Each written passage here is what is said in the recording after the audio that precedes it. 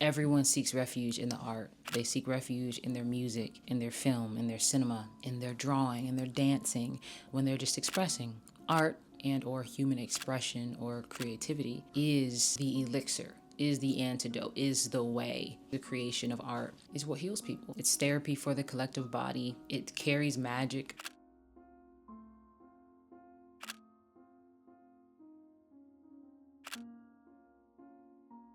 The itch that I can't scratch as far as trying to communicate myself or talk to people or be seen by my loved ones, the ways that I fall flat, the ways that people cannot understand me, I can put it in a medium or communicate it in some other way, and it at least gets it out of me. It releases me of the burden of those feelings, and people can look at the work and they hear me.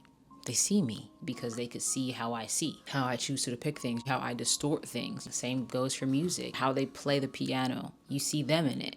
And it's this transmutation of someone's spirit, of someone's energy, of someone's essence. So there's always this kind of air of magic around it. I think that's why we love art so much. We resonate with art so much. Art is the elixir, dude. Well, because people aren't going to understand me when I say that. People think I'm saying you have to paint or take up an instrument or whatever it is. Creativity is the answer. Creativity is the elixir. Understanding and reframing our approach to existence. You know, everyone's trying to acquire or maybe heal or whatever. No, the goal is just to create, period. Living in the essence of creating captures everything else. Creating is also creating yourself, creating your habits, creating your world, creating the family, creating the traditions, creating the recipes, creating the arc of your day, creating the arc of your week, your month, your year, being present in the creation process, creating your breakfast different today than you did yesterday, or creating a new combination of clothes to wear. Always be creating. When you are living in that space of, how do I want to take what's here and do it differently or remix? Or when you're in that space of creation, you're living.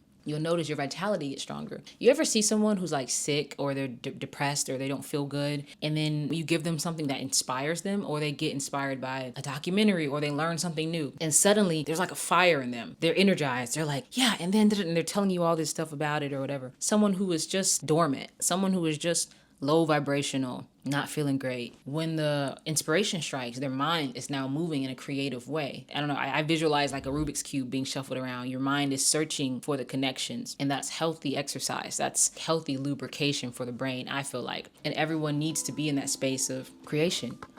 If you just strive to be a creator, I want to be a creator of my world. I want to be a creator of my world. When you take the seed of creativity in your life, your whole day is different. Because a lot of people just go throughout your day automatically. You just kind of like, yesterday feeds into today, and you're going to do similar to the same thing you did yesterday.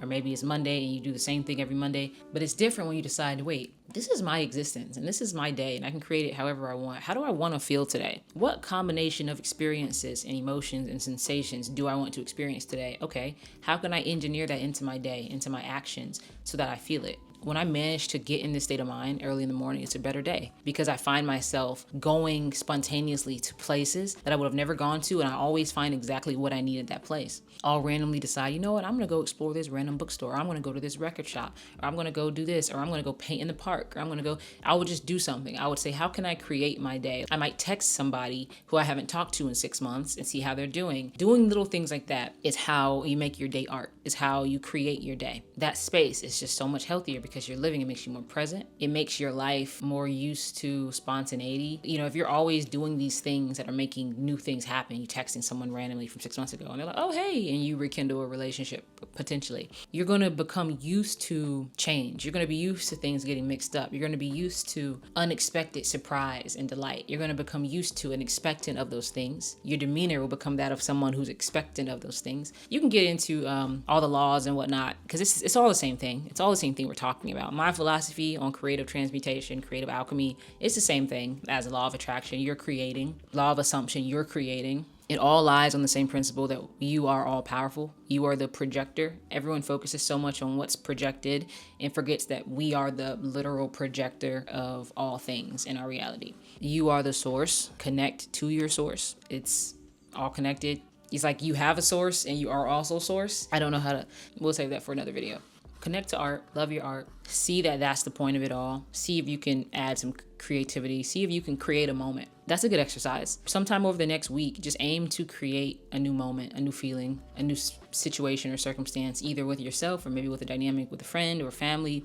group dynamic. See if you can just create a new moment. Think about what would you like to feel and what would you like to experience with these people? Would you like to be closer? Would you like to bond a little better? Would you like to know more about them? Would you like to have a new shared experience? Just think about it. What's a sensation, something you would like to happen, and create it. Something small. Just create it and get used to that. Get used to the taste of creating in your world. Creating the way you get out of bed, creating the way you stretch today. It really goes so deep if you really want to get into it. The best part of it all is that my art, by design, is my apparatus to learn all these things about existence in the world, really. And it's funny because I remember being in preschool and everyone being gathered around the easel and they were telling me, draw this teacher. And the teachers were telling me to draw this student. And I remember the feeling of having the whole class around the easel. Mind you, I'm like 4 years old. But I remember this moment of having the whole class around the easel, asking me to do things and getting such joy from it. And I didn't know why, I didn't know how the joy was happening. I didn't know why they liked it so much. All I knew is they would prompt me to draw something. I would focus, get really into it and draw it. And I would step back and everyone would be like, wow. And I was like, wow, this is the greatest thing ever. I'm being affirmed, validated. I'm flowing in the ways that feel natural to me. I'm having fun. I feel seen. I'm just making that connection that was one of my earliest memories. I was always this artist in front of an easel. Like rewind 22 years ago, I was right here doing this very thing. So that's funny. That's very full circle. But thank you so much for watching this video. I appreciate all my new subscribers. We're at 2,500 subscribers, which is amazing. I've gained like 600 subscribers in the past week. So that's really cool. And yeah, subscribe, leave a comment, share it with your mama. Thank you guys so much. And I'll see you in the next one.